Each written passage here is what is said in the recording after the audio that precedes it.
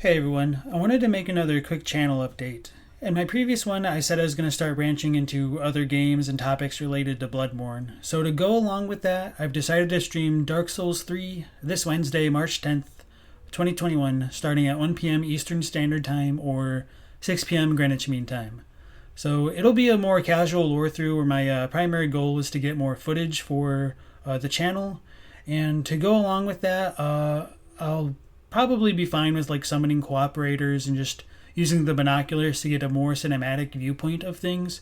So if you guys are interested in participating in gathering footage more directly, you're more than welcome to do so. I'll be playing it on the PlayStation 4. I'm not as familiar with Dark Souls 3 as I am Bloodborne, where my knowledge of that is a little bit more encyclopedic. So if people want to come in the chat and share in the lore and talk about it, you're more than welcome to do so as well. Like my previous streams, I do intend to stay live for about 3 hours at a time, but I am fine with going over depending on the flow of the game. As of now, I'm thinking I'll stream each weekday until the run is over, but I might be open to streaming on the weekends as well. It just kind of depends. I've got a dedicated capture card now, so I should be able to record the raw footage as I stream. Part of me doesn't really like advertising this kind of thing, but now that I'm focused on making the channel grow beyond just a few small videos, I've gone ahead and opened a Patreon account to help offset some of the costs of production. So, for example, just now that we've got like a capture card moving forward, I'm going to focus on expanding my storage capacity for more footage, and beyond that, maybe getting a PS5 for the next generation games like Elden Ring. And speaking of Elden Ring, there has been a bit of news about it this week with a few of their trailers being released ahead of time. I didn't really have any plans to address it at first because I didn't really feel as though I had much to say and I didn't want to come across as though I'm like chasing clout. But since I have gotten a few requests to hear my opinion about it, I figured since I was already making this channel update, I may as well share it here.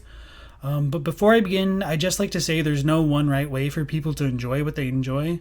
So as for the trailers, I think it's really unfortunate that they were leaked. On one hand, I am glad that people finally got to hear a bit more about this game that they've really been anticipating for a long time. But on the other hand, I'm sad the developers missed out on the opportunity to kind of share that experience with the players. And so I haven't seen a ton, but I have heard some mixed things about the trailers, with some people saying they didn't look very good. And while I don't want to like discredit people's feelings about what they've seen, I would like to remind people that the trailers weren't in a finished state to begin with. So I'm not terribly surprised that an unfinished trailer might not have looked quite up to the standards that we're used to.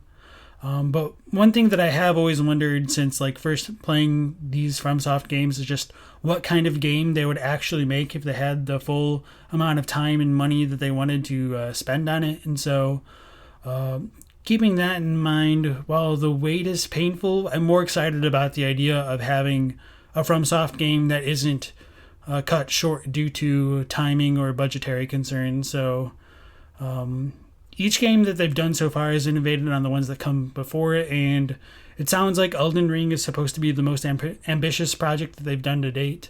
So I'm sure that, in addition to the new generation of consoles coming out, has kind of impacted development a bit. So it's only understandable that development on this game would take so much longer than compared to some of the others. But I am excited to see what they'll produce, but I also want them to release a product that they're comfortable with releasing. I don't want them to feel rushed by the fans to release something that's not quite ready yet. So with that being said, I haven't watched the leaks myself, partially because I want to keep myself blind for a bigger reveal by the company later on, and I also want to know that it's a release that FromSoft stands behind themselves, so I'd rather support them when they're ready to make a kind of official announcement rather than looking at leaks that might not be representative of what we get with the final version of the game. And to be fair, even in like the early Bloodborne and Dark Souls 3 trailers, like they don't quite match up with what we get in the final version of the game either. So I'm sure there's still time for adjustment before the actual game is finished. So like I said, I wasn't originally planning on talking about the Elden Ring leak trailer before I was making this video. It just kind of happened that there was enough space for it, I suppose. But Yeah, hopefully this will just help build up some solidarity amongst the community where you don't have to feel so pressured to watch the leaked footage if you don't want to. It's perfectly fine to wait for official news from Software themselves. So yeah, that's pretty much it for now. The Dark Souls 3 stream will be on YouTube starting Wednesday, March 10th at 1 p.m. Eastern Standard Time. I'd love for you all to join me if you can, and thanks for watching.